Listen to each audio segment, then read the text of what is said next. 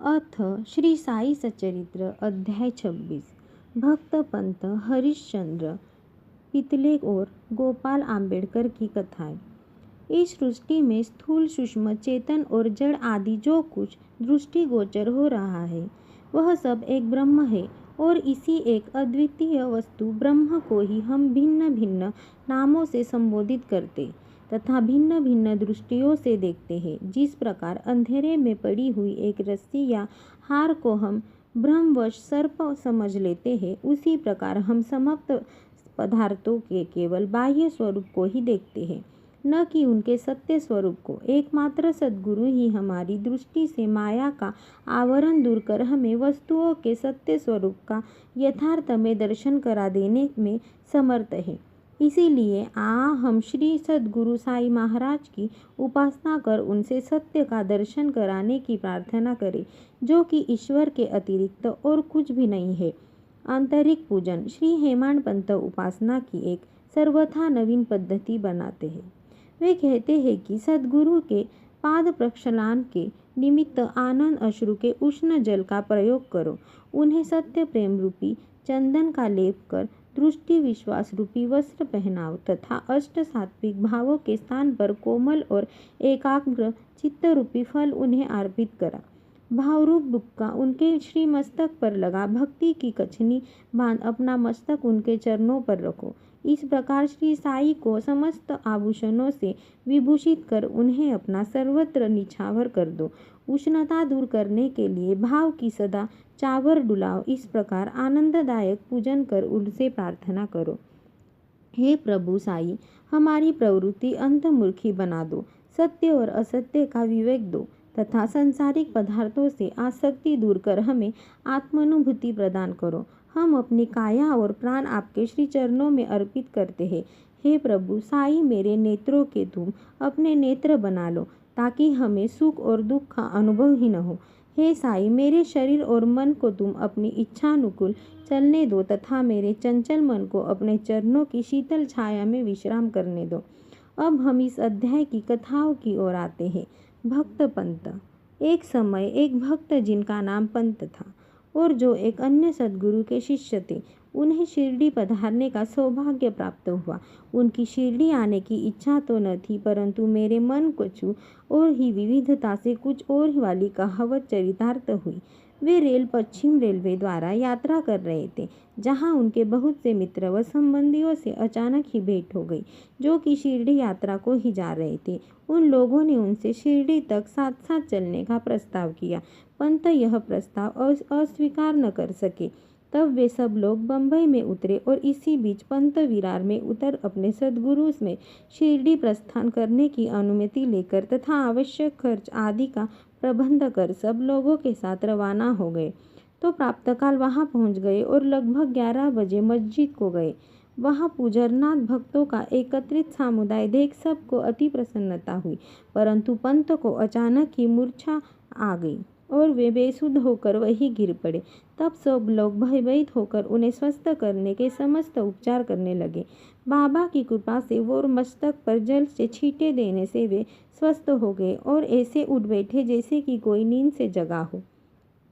त्रिकाल बाबा ने यह सब जानकर यह अन्य गुरु का शिष्य उन्हें अभय दान देकर उनके गुरु में ही उसके विश्वास को दृढ़ करते हुए कहा कि कैसा भी जाओ परंतु भूलो नहीं, अपने ही स्तंभ को दृढ़तापूर्वक पढ़कर सदैव स्थित हो उनसे अभिन्नता प्राप्त करो। पंत तुरंत इन शब्दों का आशय समझ गए और उन्हें उसी समय अपने सद्गुरु की स्मृति आई। उन्होंने बाबा के इस अनुग्रह की जीवन भर स्मृति बनी रही।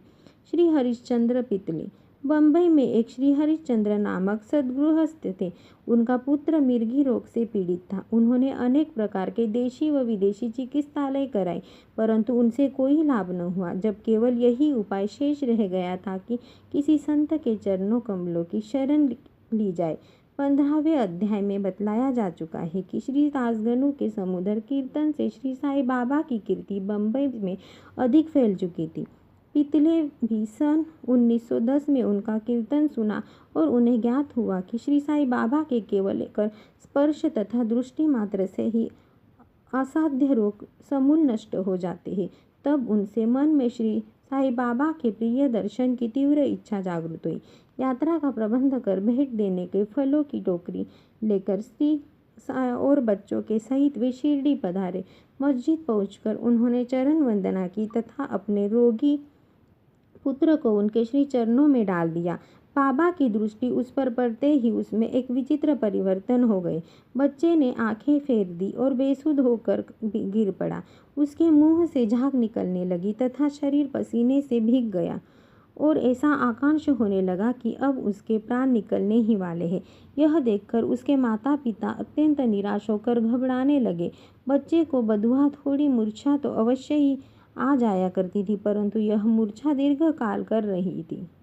माता की आंखों से आंसुओं की धारा बह रही थी और वह दुखग्रस्ती हो आर्तनाद करने लगी कि मैं ऐसी स्थिति में हूँ जैसे कि एक व्यक्ति चोरों के डर से भागकर किसी घर के प्रविष्ट हो जाए और वह घर की उसके ऊपर गिर पड़े, या एक भक्त मंदिर में पूजन के लिए जाए और वह मंदिर ही उसके ऊपर गिर पड़े, एक गाय शेर के डर से भागकर किसी कसाई के हाथ लग जाए, या एक स्त्री सूर्य के ताप के व्यतीत होकर वृक्ष की छाया में जाए और वह वृक्ष उसके ऊपर गिर पड़े। तब बाबा ने सांत्वना देते हुए कहा कि इस प्रकार प्रलाप न कर, धैर्य धारण करो, बच्चे को अपने निवास स्थान पर ले जाओ, वह आधा घंटे के पश्चात ही होश में आ जाएगा।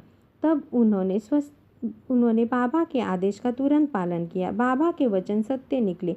जैसे ही उसे वाड़े में लाए कि बच्चा स्वस्थ हो गया और पितले परिवार, पति पत्नी व अन्य सब लोगों को महान हर्ष हुआ और उनका संदेह दूर हो गया। श्री पितले अपनी धर्मपत्नी सहित बाबा के दर्शनों को आए और अति विनम्र होकर आदरपूर्वक चरण वंदना कर पाद सेवन करने लगे। मन ही मन वे बाबा को धन्यवाद दे रहे थे। तब बाबा ने मुस्कुराकर कहा कि क्या तुम्हारे समस्त विचार और शंकाएं मिट गई? जिन्हें विश्वास और धैर्य है उनकी रक्षा श्री हरि अवश्य करेंगे। श्री पितले एक धनाढ्य व्यक्ति थे, इसलिए उन्होंने अधिक मात्रा में मिठाई बांटी और उत्तम फल तथा पान बीड़े बाबा को भेंट किए। श्रीमती पितले सात्विक तृप्ति की महिला थी। वे एक स्थान पर बैठकर बाबा की ओर प्रेमपूर्ण दृष्टि से निहार करती थी। उनकी आंखों से प्रसन्नता के आंसू गिरते थे। उनका मृदु और सरल स्वभाव देखकर बाबा अति प्रसन्न हुए। ईश्वर के सामने ही संत भी भक्तों के अधीन है, जो उनकी शरण में जाकर उनका अनन्य भाव से पूजन करते हैं, उनकी रक्षा संत करते हैं। शिरडी में कुछ दिन सुखपूर्वक व्यतीत कर पितले परिवार बाबा के समीप मस्जिद में गया और चरण वंदना कर शिरडी से प्रस्थान करने की अनुमति मांगी। बाबा ने उदी देकर आशीर्वाद दिया। पितले को पास बुलाकर वे कहने लगे कि बाबू, पहले मैंने तुम्हें 2 रुपये दिए थे और अब मैं तुम्हें 3 रुपये देता हूँ। इन्हें अपने पूजन में रखकर नित्य इनका पूजन करो, इसका तुम्हारा कल्याण होगा।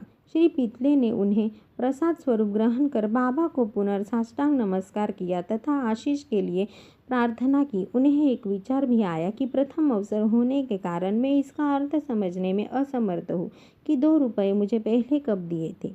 वे इस बात का स्पष्टीकरण चाहते थे, परंतु बाबा मौन ही रहे। बम्बई पहुंचने पर उन्होंने अपनी वृद्ध माता को शिरडी के विस्तृत वार्ता सुनाई और उन 2 रुपयों की समस्या भी उनसे कही। उनकी माता को भी पहले पहल तो कुछ समझ में न आया, परंतु वह विचार करने पर उन्हें एक पुरातन घटना की स्मृति आई, जिसने यह समस्या हल कर दी। उनकी वृद्ध माता कहने लगी कि जिस प्रकार तुम अपने पुत्र को लेकर श्री साईं बाबा के दर्शनार्थ गए, ठीक उसी प्रकार तुम्हें लेकर तुम्हारे पिता अनेक वर्षों पहले अक्कलकोट कर महाराज के दर्शनार्थ गए थे। महाराज पूर्ण सिद्ध योगी, त्रिकाल तज्ञ और बड़े उदार थे। उन्होंने पिता परम भक्त थे, इस कारण उनकी पूजा स्वीकार हुई। तब महाराज ने उन्हें पूजनार्थ 2 रुपये दिए थे, जिनकी उन्होंने जीवन पर्यंत पूजा की।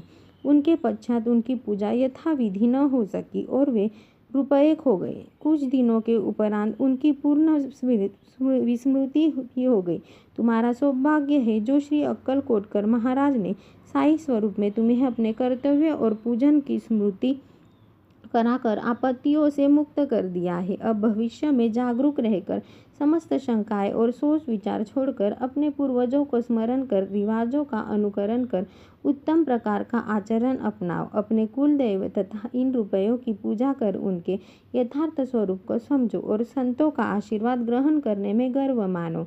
श्री साई समर्थ ने दया कर तुम्हारे हृदय में भक्ति का बीजारोपण कर दिया है और जब तुम्हारा कर्तव्य ही तुम उसकी वृद्धि करो। माता के मधुर वचनामृत का पान कर श्री पितले और अत्यंत हर्ष हुआ। उन्हें बाबा की सर्व कल्पना विदित हो गई और उनके श्री दर्शन का भी महत्व ज्ञात हो गया। इसके पश्चात वे अपने व्यवहार में अधिक सावधान हो गए। श्री आम्बेडकर पुणे के श्री गोपाल नारायण आम्बेडकर बाबा के परम भक्तों में से एक थे, जो ठाणे जिला और जौहर स्टेट में आबकारी विभाग में 10 वर्षों से कार्य करते थे। वहां से सेवानिवृत्त होने पर उन्हें अन्य नौकरी ढूंढो, परंतु वे सफल न हुए।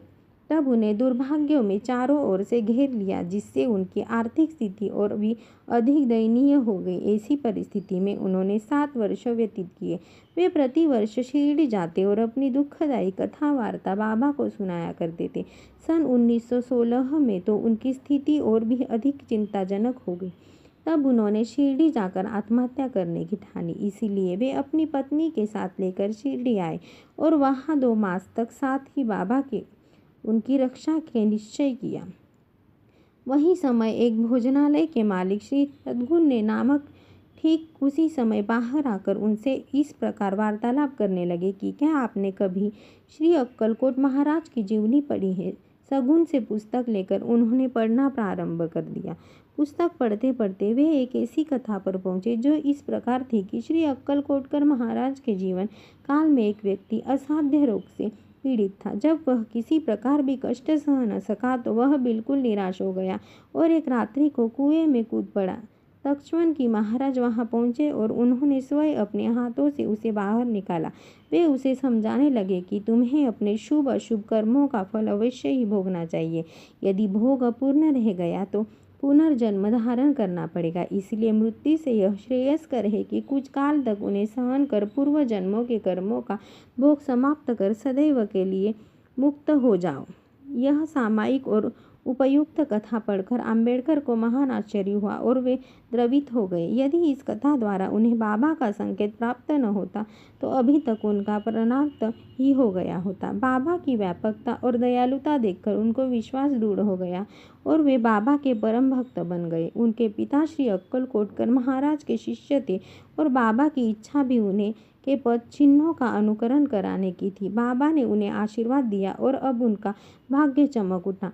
उन्होंने ज्योतिष शास्त्र के अध्ययन में निपुणता प्राप्त कर उसमें बहुत उन्नति कर ली और बहुत सा धन अर्जित करके अपने शेष जीवन सुख और शांतिपूर्वक व्यतीत किया। सद्गुरु साईनाथार्पणमस्तु। शुभ भवतु।